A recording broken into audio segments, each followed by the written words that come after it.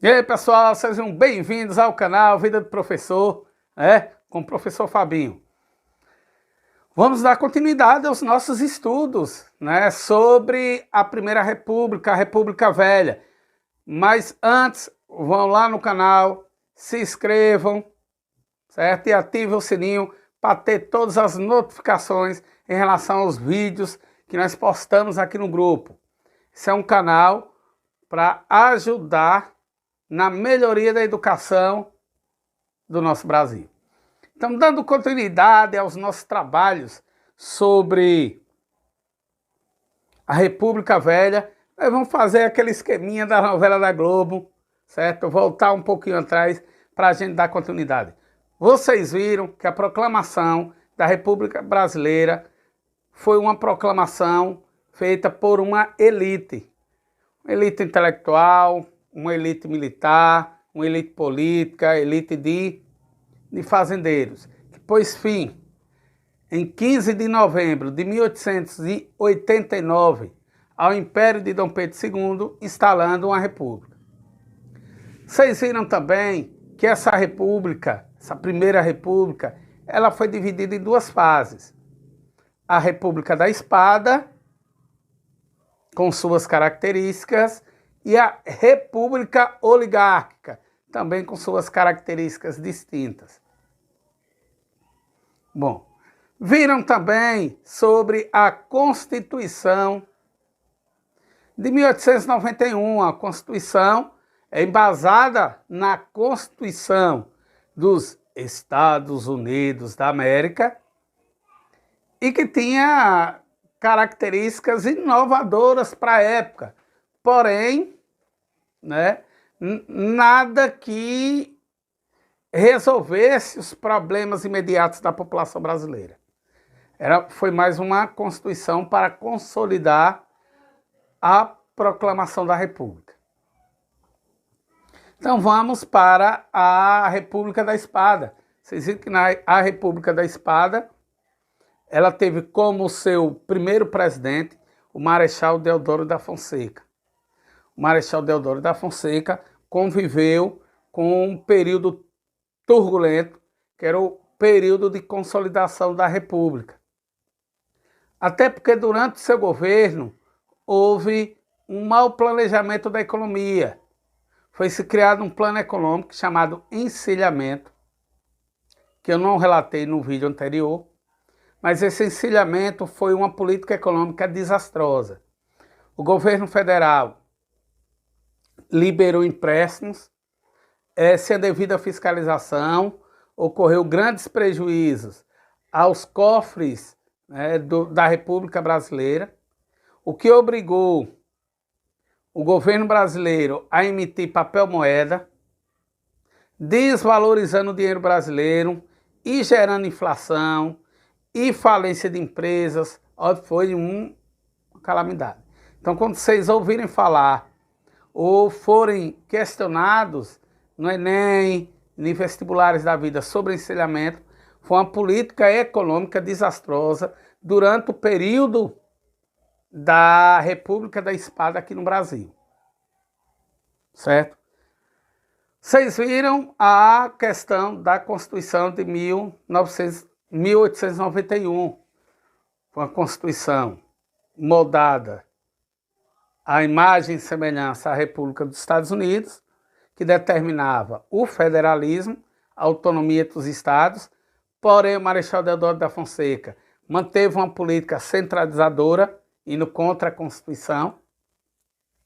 Vou colocar até os pontos aqui dessa Constituição, certo? Determinava que o Brasil era um presidencialismo, teríamos um presidente da República e o voto era universal. Vocês viram que, embora o nome universal, poderia votar quem tivesse 21 anos, fosse alfabetizado e nem fosse do clero da igreja e nem militar. As mulheres foram proibidas por lei de votar? Não. Não tinha nada em relação à proibição na legislação de voto feminino. Porém, os maridos não deixavam, os pais não deixavam, e elas terminaram não votando de todo jeito. Devido a essa Constituição também houve a separação da Igreja e do Estado, com o surgimento do casamento civil, certidão civil de nascimento a religião brasileira oficial deixou de ser a Igreja Católica, já que, por se tratar de um Estado laico, houve toda essa separação. O Marechal Deodoro da Fonseca ele não terminou seu mandato. Houve uma revolta na Marinha que pressionou o governo e aí o Marechal Deodoro da Fonseca renunciou e entrou como presidente o seu vice. Esse rapaz aqui que eu já mostrei a foto para vocês.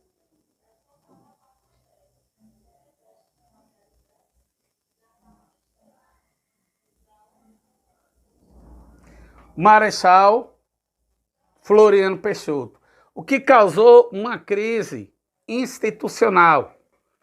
Por quê? Pela Constituição vigente da época, pela Constituição que eles mesmos criaram, o vice-presidente assumiria até organizar eleições, novas eleições para a escolha de um presidente. E não foi isso que ocorreu. O Marechal Floriano Peixoto tomou posse e terminou o mandato. Enfrentou uma série de revoltas, certo? Revoltas da Marinha novamente. Porém, ele sufocou aquela história da cidade de Desterro. Ele sufocou essas revoltas na Marinha e conseguiu consolidar a República aqui no Brasil.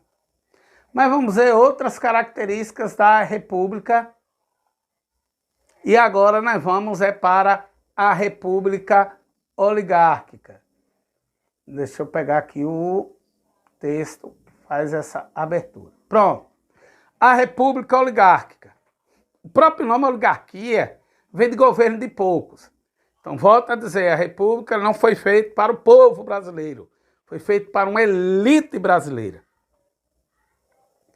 Essa República Oligárquica, ela se caracterizou por uma política de troca de favores e organização para que os mesmos continuassem controlando a política do Brasil, que era essa política café com leite. O que foi, né, a política café com leite? Política café com leite foi o seguinte: uma alternância de poder entre os estados mais poderosos politicamente e economicamente do país, que era São Paulo representando o café e Minas Gerais representando o leite. Então, Fabinho, os presidentes da República, nenhuma gestão era de São Paulo e outra era de Minas Gerais, não era assim. Eram eleitos presidentes apoiados pelas oligarquias desses estados. Então não quer dizer que necessariamente era um político ou de São Paulo ou de Minas Gerais, mas sim políticos que eram apoiados por Minas e por São Paulo. E eles alternavam. Uma gestão era apoiada por São Paulo, outra gestão era apoiada por Minas, e aí corria por fora o Rio Grande do Sul, o Rio de Janeiro, entendeu? O Ceará. Eram outras oligarquias que queriam também fazer parte desse esquema e almejavam tomar esse controle.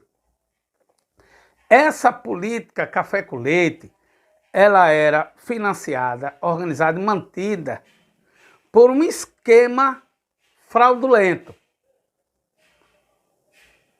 e de troca de favores, que era a política dos governadores e a política dos coronéis. Tudo isso só ocorria por causa disso aqui, ó, voto de cabresto. A Constituição na época determinava, como vocês viram, que tinham direito a voto os brasileiros de 21 anos para cima, alfabetizados. Porém, o voto era aberto. Todo mundo sabia para quem a criatura votava. Tinha lá um livro, não tinha urna, tinha lá um livro. No dia da eleição, o cara ia lá, assinava seu nome e na frente dizia para quem votou. Assinava para quem votou. O voto era aberto, então não havia esse segredo que se tem hoje. Porque hoje o voto é secreto. Já para evitar o voto de cabresto. Sabe que encabestar é obrigar as pessoas, ou o animal, é tanto que até hoje falam-se em curral eleitoral. Olha que bexiga, certo? Então, obrigar as pessoas a votar nos candidatos que lhes interessavam, para que se fosse mantida essa política café com leite. Então ia lá, por exemplo, deixa eu dizer o esquema todo articulado. Vamos da pequena ponta, o coronel. O coronel era aquele chefe político de uma região. Vamos dizer assim, da região aqui, Adustina, Paripiranga, Jeremoabo, Cicero Dantas, tinha um coronel. Esse coronel era quem detinha o poder político, era quem detinha o poder militar. Não era porque ele era coronel, não era coronel, não. Era intitulado como coronel, a maioria dessas coisas era comprada, certo? Por favor político. Mas o cara era o rico. E aí ele levava as pessoas para votar em quem ele queria que se mantivesse no poder. E as pessoas eram obrigadas a votar porque o voto era aberto. E aí vinha uma série de chantagens. Vou citar exemplo, da pancada mesmo. O cara era o poderosão, tinha um monte de jagunço, e que até ameaçava: vou levar vocês para lá, vou dar o café da manhã, vocês votam, voto meu candidato, porque você não sabe, né? Pode, no meio do caminho, ter um roubo, pode alguém levar sua vaquinha leiteira, pode invadir e machucar sua mulher e suas filhas na casa, né? E eu lhe estou dando a segurança. Geralmente chamava o cara logo de compadre, que era para pressionar mesmo. Compadre, você estando comigo, você está guardado. Você é meu banulambe. Por outro lado, dizia, se não votar, e tem todo um problema. Outra coisa, eles eram quem geravam emprego, sustento para muitas famílias. Eles eram que tinham os terrenos onde tinha barragens com água. Quem não votava, eles não deixavam pegar água. Aquela pessoa não arranjava nenhum tipo de emprego. E aí as pessoas eram obrigadas a votar. Sem falar que era assim, não tinha fiscalização nenhuma, o fiscal era eles mesmos. E chegou a regiões de ter 300 votos, na urna lá aparecia 350. As pessoas votavam 2, 3 vezes, era uma sacanagem tremenda.